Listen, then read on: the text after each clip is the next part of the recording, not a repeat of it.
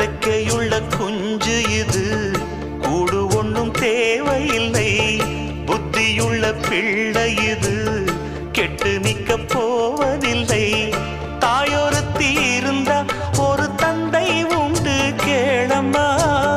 தந்தை ஒண்ணு இருந்தா பெத்த பாட்டி இன்றி போகுமா? தெருவோரம் கிடந்தும் அனாதை இல்லை. உறவென்னை வெறுத்தால் தினம் தருவேன் தொல்லை.